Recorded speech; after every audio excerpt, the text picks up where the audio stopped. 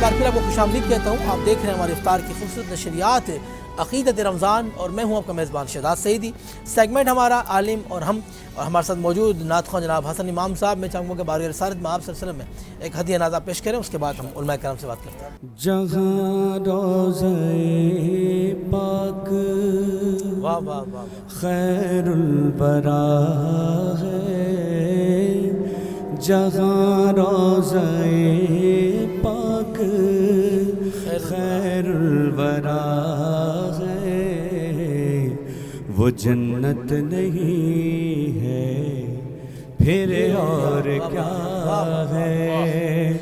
جہاں روضہ پاک خیر الورا ہے، وہ جنت نہیں ہے پھر اور کیا ہے. کہاں مجھ ساسی، کہاں ان کی گلیاں، کہاں مجھ ساسی، کہاں ان کی گلیاں. یہ قسمت نہیں ہے تو پھر اور کیا ہے. جو آسی کو کملی میں اپنی چھپا لے، جو دشمن کو بھی زخم کھا کر دعا دے، میرے آقا کی رحمت.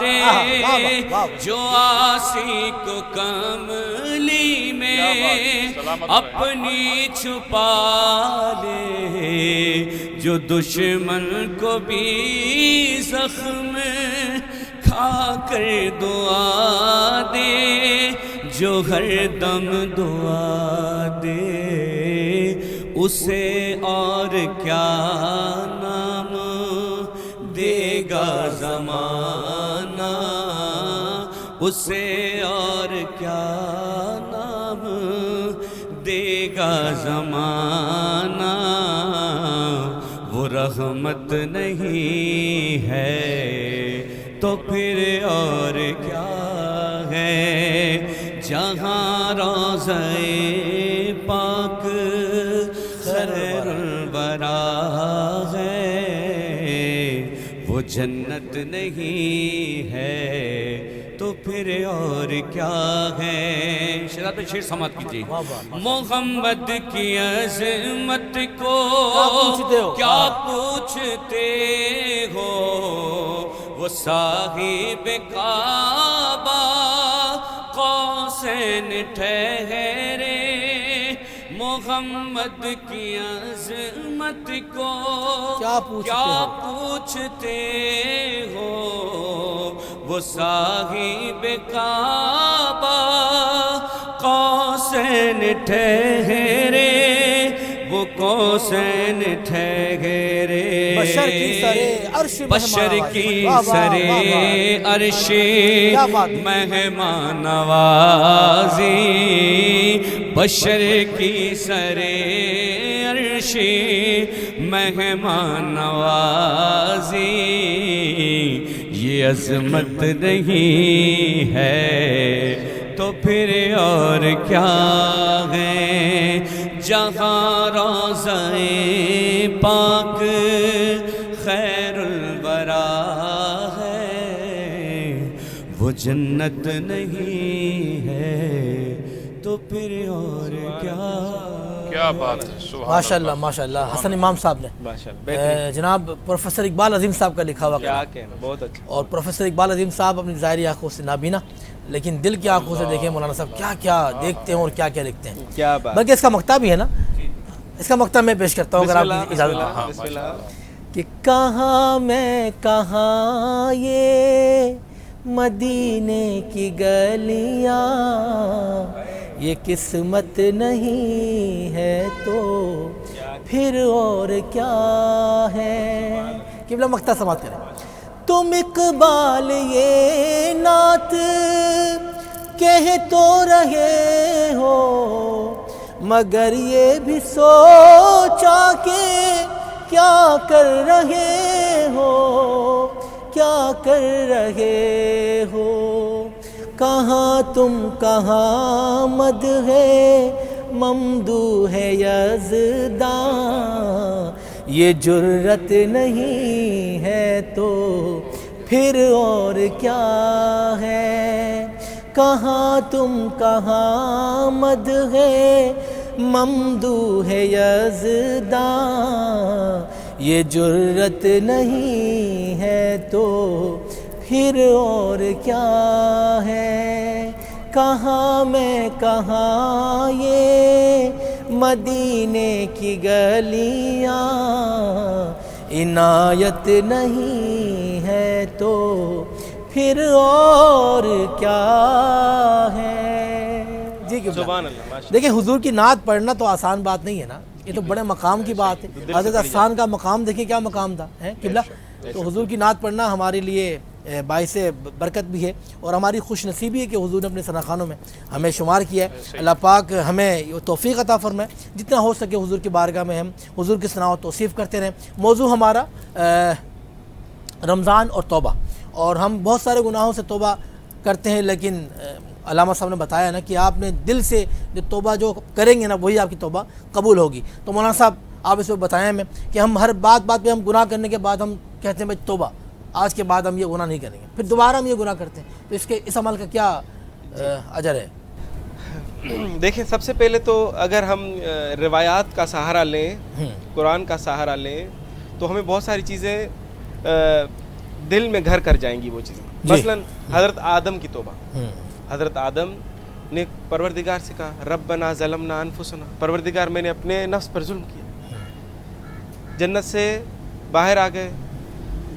پھر ایک مرتبہ ان کے دل میں خیال آیا کہ اللہ نے مجھے تمام اسماء کے اسم بتائے تھے، کیوں نہ ان کے صدقے مانگوں۔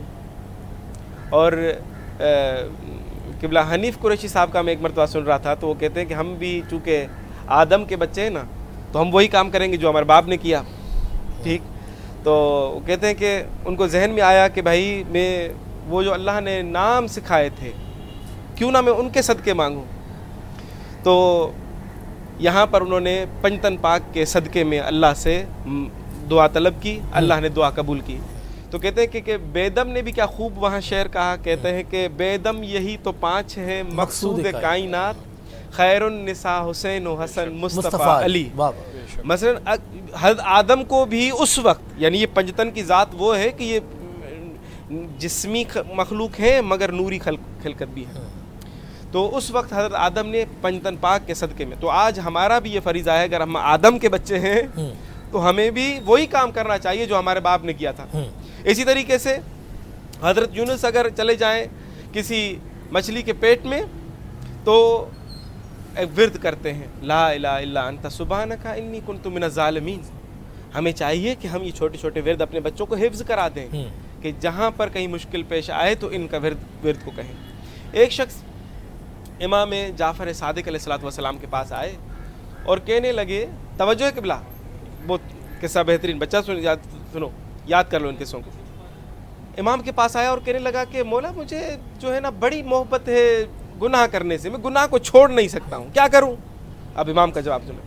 چونکہ امام ہم کو ہر کسی ایرے گیرے کو نہیں کہتے، ہم اسے امام کہتے ہیں جو کہ علم پروردگار لیتا ہے، مستقل علم، مستقل، یعنی کسی اور سے نہیں، یعنی کہ وہاں سے لے کر نہیں لیتا، خود مستقل علم ہوتے ہیں، ٹھیک۔ مثلا جس طرح پاک نبی نے بھی فرمایا کہ یہ وہ حبیب ہے جو کہ نہیں بولتے اس وقت تک جب تک وحی نازل نہ ہو، وما ينطق عن الهوى ان هو الا وحی یوحى۔ وہی حبیب فرماتے ہیں کہ ہم جو یہ 12 ہیں، 12 کے 12 محمد ہیں، ٹھیک۔ تو وہ ایک محمد یہ کہہ رہا ہے، اب وہ محمد ظاہر ہے جب وہ بولے گا تو وہی بولے گا جو پروردگار بولتا ہے۔ تو امام نے اسے کہا کہ اگر تم گناہ نہیں چھوڑ سکتے تو یہ 5 شرطیں کام کرو، اگر یہ 5 کام کر لیے تو پھر بھلے تم گناہ نہ کرو۔ کہا کیا؟ کہا پہلی شرط یہ ہے گناہ بھلے کرو مگر اللہ کا رزق کھانا چھوڑ دو۔ اللہ اکبر۔ جس اللہ کا رزق کھا رہے ہو وہ رزق چھوڑ دو، پھر بھلے گناہ کرو۔ تو اس نے کہا یہ تو مشکل ہے۔ کہا اگر یہ مشکل ہے تو کم از کم اللہ کی اس زمین سے باہر نکل جاؤ، وہاں جا کے گناہ کرو۔ کہا یہ بھی مشکل ہے، سمندر میں چلا جائے، سمندر بھی اللہ کی زمین ہے، اللہ کا علاقہ، اللہ کی حدود سے باہر نکل کے گناہ کرو۔ ہاں یہ کہا نہیں، واہ واہ واہ، کہا اگر یہ بھی نہیں ہو سکتا تو پھر ایک کام کرو، جب اللہ کا ملک الموت فرشتہ آئے نا تمہارے پاس، اس کو لوٹا دینا.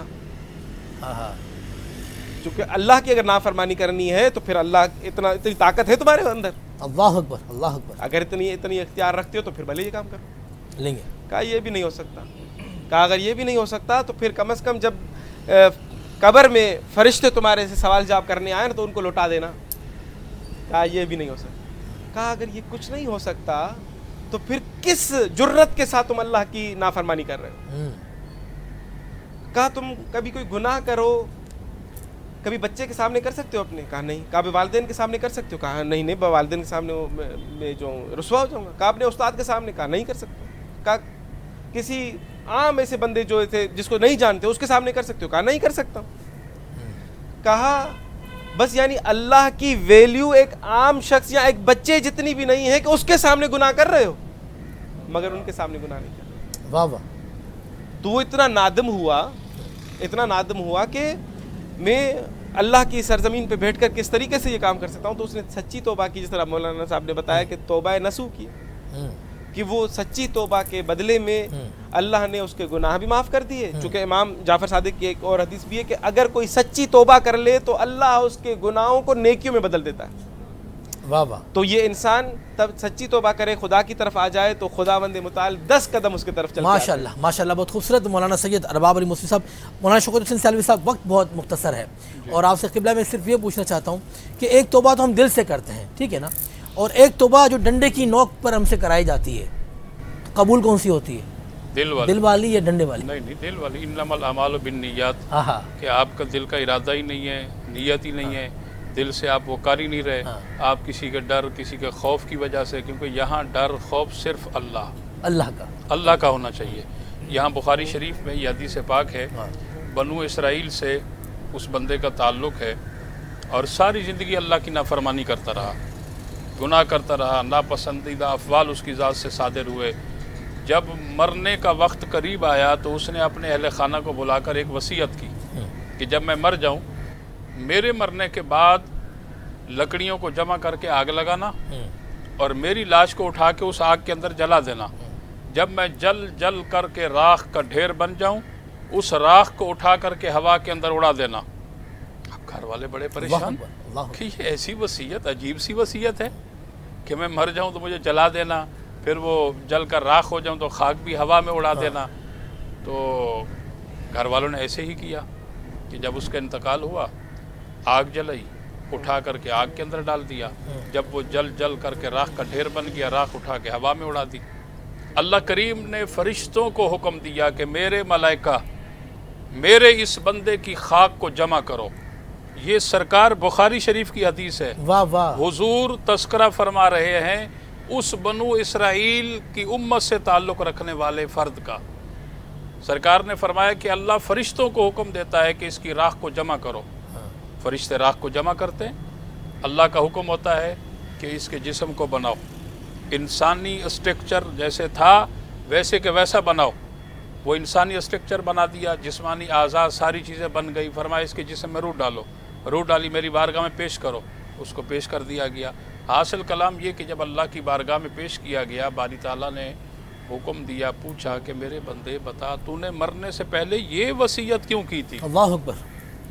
تو وہ شرمسار ہو کر کے ندامت کی وجہ سے اللہ کریم کی بارگاہ میں عرض کرتا ہے کہ باری تعالیٰ، کیونکہ میں نے ساری زندگی گناہ ہی گناہ کیے تھے، ناپسندیدہ افعال میری ذات سے صادر ہوئے، میرے پاس خیر اور نیکی کا کوئی کام تو تھا ہی نہیں، اور میں نے اپنی زندگی میں توبہ بھی نہ کر سکا.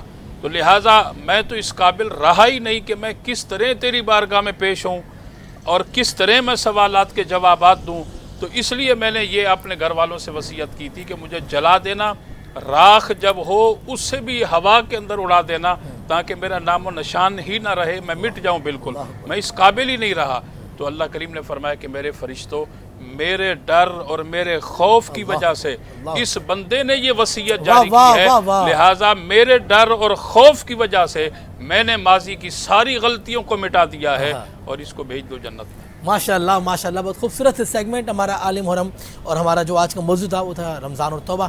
ہمارے علماء کرام کو، ہمارے اس پینل کو اجازت دیں، زندگی نے وفا کی تو ہمارے علماء کرام کل اسی خوبصورت سیگمنٹ عالم اور ہم میں ہمارے ساتھ ہوں گے.